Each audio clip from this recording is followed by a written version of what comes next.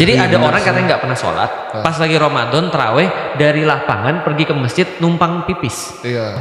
Iya, berarti olahraga tadi juga terus kemudian. Jadi sebenarnya ada banyak kesamaan ya antara Qori. Betul, secara teknis ya? Iya, secara teknis. ya. Jadi level teknis. Dan aku miss banget karena tadi kan kalau kita balik lagi ya, Islam itu adalah agama sebenarnya menghargai audio banget.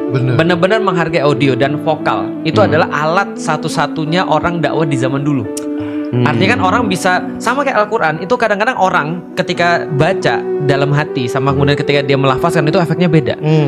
Aku pernah dengar gini, Ustadz Hanan bilang gini, dia itu benar-benar apa ya kayak detail dan picky di dalam audio karena katanya dia pernah dapat orang-orang yang berubah benar-benar gara-gara bacaan Quran. Artinya dia sangat mempertimbangkan sound yang dia pegang. Berubah karena dengerin ya. Benar. Jadi iya, ada benar orang sih. katanya nggak pernah sholat, pas lagi Ramadan terawih dari lapangan pergi ke masjid numpang pipis. Iya. Enggak di masjidnya ya. Enggak di masjid. Di toilet masjid. Di toilet masjid.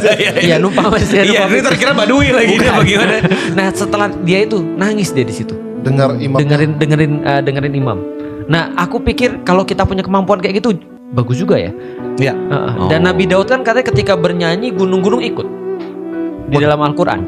Ya ketika bernyanyi gunung-gunung ikut, yang lain ikut. Aku pikir wah, berarti vokal itu pengaruhnya sampai titik itu ya berarti. Sampai titik itu kalau kita pergi ke Masjidil Haram kita lihat audionya perangkatnya. Wih, memang didesain untuk menyentuh hati tuh. Echoingnya Itu tuh. audionya di treatmentnya benar-benar. Kayak orang ngomong di depan kita ya coach ya. Iya. Berarti kalau menurut coach ketika coach mendalami vokal itu lebih mendekatkan diri kepada tadi Allah karena ciptaan yang paling. Setuju banget sih. Setuju banget. Itu benar-benar apa ya? Karena itu bayangin loh, itu punya kita loh. Kita nggak mau beli di mana. Aduh, iya lagi. Iya. Itu nggak ada bengkelnya loh. Sebelum kita tadi podcast, tadi coach Indra bilang bahwasanya orang-orang yang pakai kaki itu namanya atlet bola. Iya. Yang pakai tangan bulu tangkis basket. Iya. Yang pakai suara berarti atlet suara. Dan kita tahu nggak sih seberapa seriusnya orang-orang main basket dan main bola ketika mereka jaga jasmani mereka untuk mereka cuma main bola. Iya. Berarti kadang-kadang kita mikir ya, suara ini kan adalah alat ibadah kita nih. Bener. Ya kan, tapi kita nggak jaga loh. Bener sih. Aduh. Nggak serius jaga.